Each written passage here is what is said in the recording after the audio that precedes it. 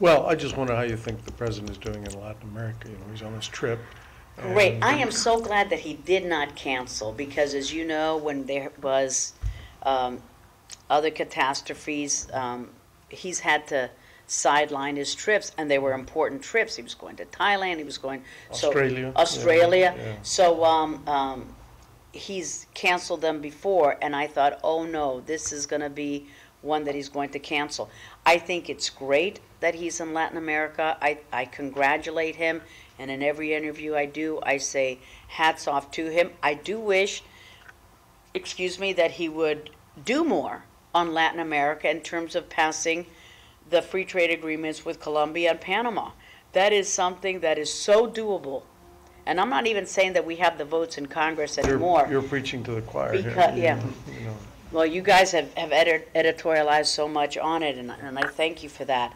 And I'm telling you, Congress has changed, so it's not going to be. Last year, we could have passed it in a heartbeat.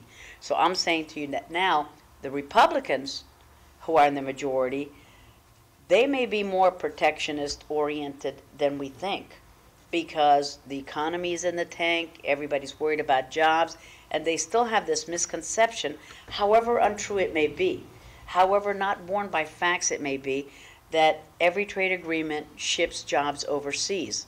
That's not been true in the past, and it's not going to be true with Panama and Colombia.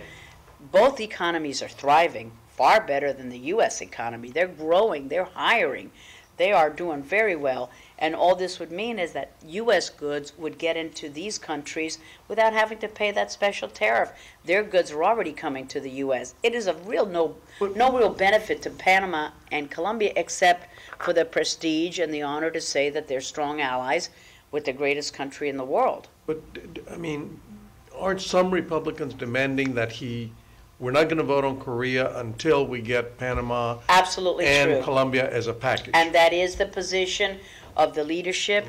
And I think that will be true because we think that the South Korea vote is going to be an easy vote, and then what will happen is that the administration and Democrats will say to their labor friends, okay, give me this one. I'm going to vote on South Korea.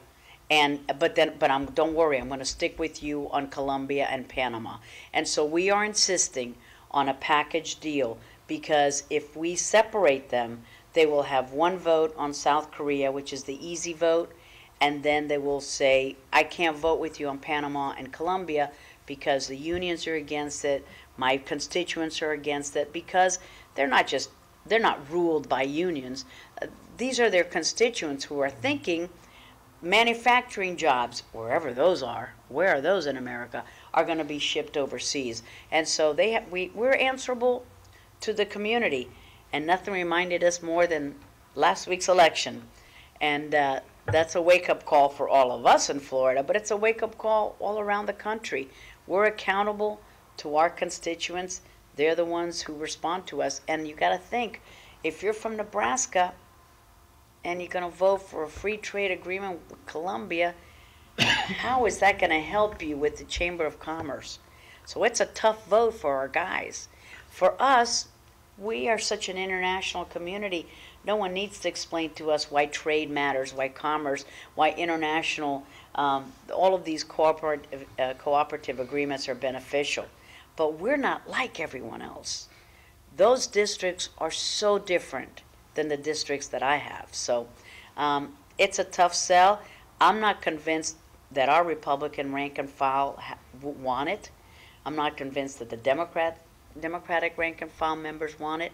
But I know our leadership has that position, and I support them. And you don't think the president has tried hard enough on this? The president hasn't tried at all, with all due respect. Mm-hmm. Yes, it's a throwaway line in a speech. Right. He does put it in there. Lip service. But we are the folks with whom he would be dealing with, and Dave Camp, the chairman of Ways and Means, and I can tell you that there have been no conversations from the White House with the GOP leadership as to how to get these trade deals through. None. other than a speech and a line in a speech. Is it more of an issue in a bad economy that you see as things brighten some, maybe a vote on this? That's an excellent question, and I think that that would be true for members of Congress. Right. That cannot be true for the president, because people know he's trying, and it's a terrible fiscal situation, and he's got a different idea than I would have of straightening the economy, but he's trying. He can't really make that argument, but the rank and file members can.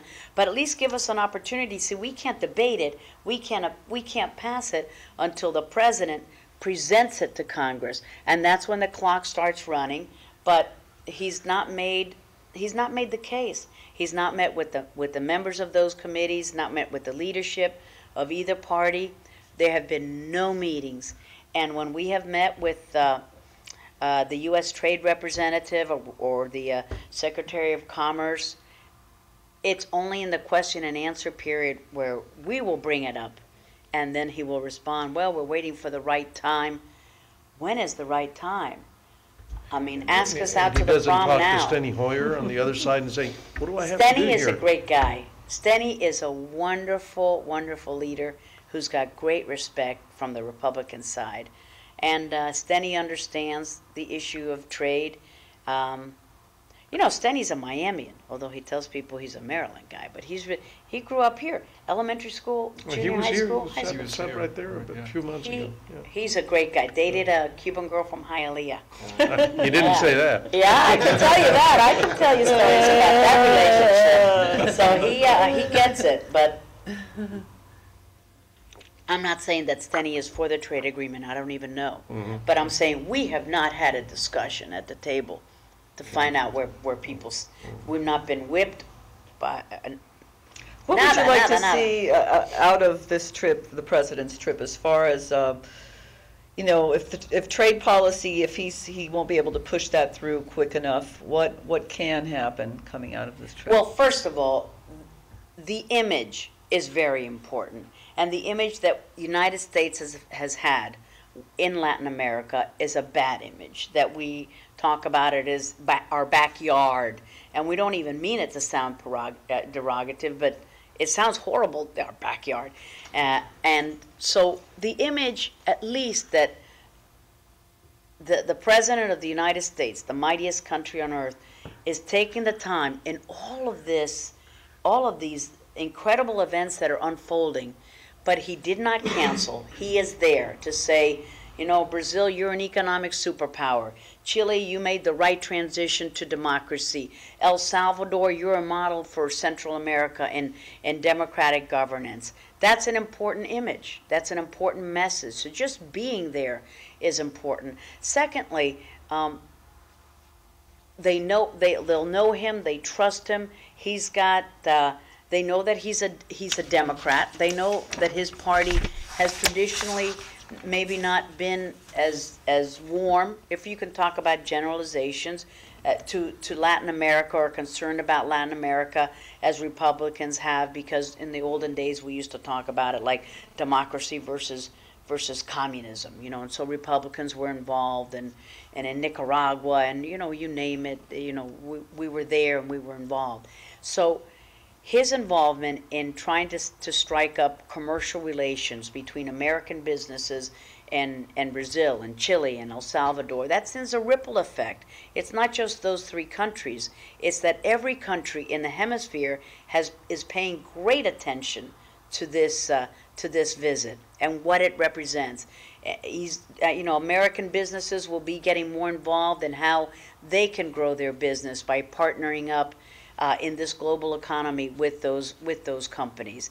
And I think it sends a positive message for clean government, that the United States notices when governments are doing the right thing, and that we want to partner up with governments that are accountable to their people, who know how to separate powers, and that we know the difference between a Brazil and a Venezuela. And El Salvador and an Evo Morales in Bolivia, or Correa in Ecuador. I mean, you name it. And it's there are lots of leaders who are doing all the right things. We should highlight those. Doesn't mean that we agree with them. We don't agree with the Brazilian president in every statement she makes, but she is a democratically elected leader who wants to do good for her country. We have different philosophies, but this is the kind of governance that we should promote, where you have, in contrast, an Hugo Chavez and a Daniel Ortega and the Castro brothers and their league and ALBA, that trade group that's wanting to do anything possible to destroy trade with the U.S. and destroy good relations of the U.S. with South and Central America. And Chavez and all his ALBA groups are telling these countries, hey, especially Colombia and Panama, you guys are such friends with these Yankee imperialists, they don't even pass your free trade agreement. Come with us, join with ALBA, and we'll show you, and we'll treat you better. Mm-hmm. I mean, in the Herald, you pointed out today the buildup of Russian armaments in Venezuela, and you've got the tie-ins between Ahmadinejad and Hugo Chavez. They've got flights, direct flights from Tehran to Caracas. What is that about? What is in those flights? What are they bringing in? Who is going in those flights? I mean, so the president's message of solidarity with clean, honest governance in Latin America is going to pay off in dividends. And I'm just so glad that he went, and I'm glad that he didn't cancel.